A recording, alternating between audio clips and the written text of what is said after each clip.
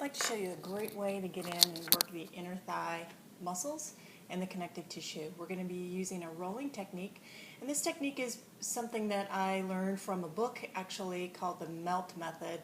Sue Hitzman is amazing with connective tissue. If you don't know about it or haven't heard about it, I would really recommend you get the book. And her whole philosophy is we're getting pre-pain signals all the time, and that comes in stiffness, that comes in fatigue, headaches. Those are just some of the top three.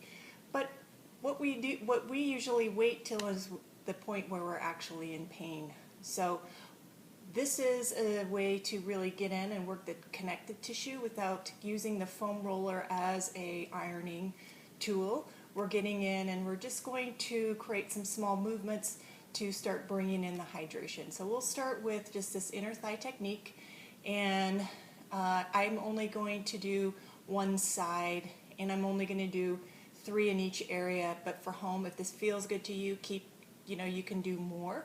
I'm just going to be doing 3 in each area. You get the idea of it, and you can practice it at home. Here we go. I'm going to scoot back.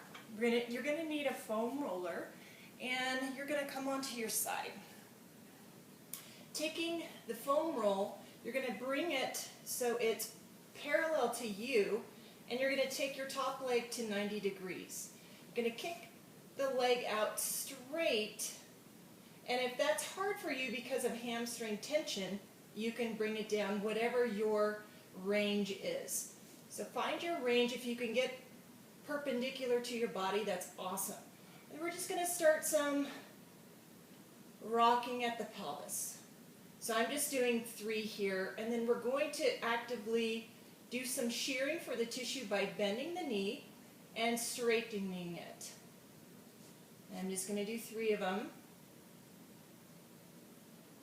Coming back to bending the knee, we're going to move the hip into hip internal rotation by lifting the heel and bringing it down 3 times. Pausing and sinking deeper into that tissue that you've just released. We're going to move more toward the body here. So I'm going to roll a little bit toward the floor. And we're going to do this scenario all over again. So kicking the leg out straight, just rocking the pelvis. And then again, in between each set, just pause and see how your tissues feel. Bend the knee and straighten.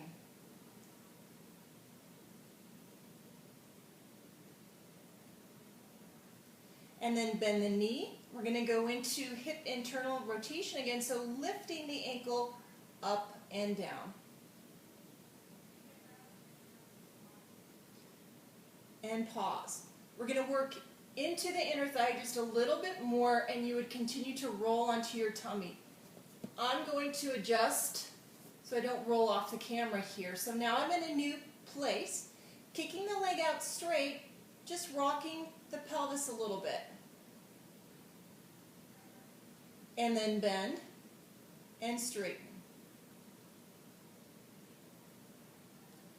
Bend, relax, into the new range and internal rotation.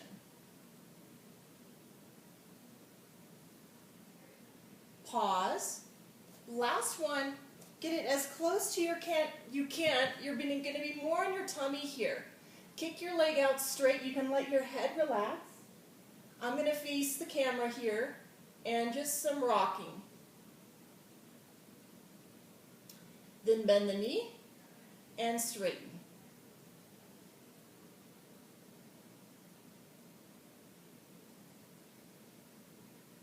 Go back to bend. Relax again, and internal rotation.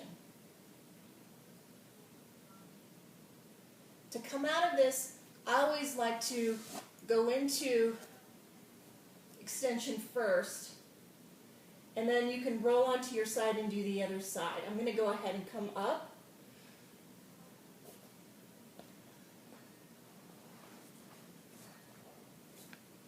So hopefully, after you do this, you will be feeling some really good release in your tissue.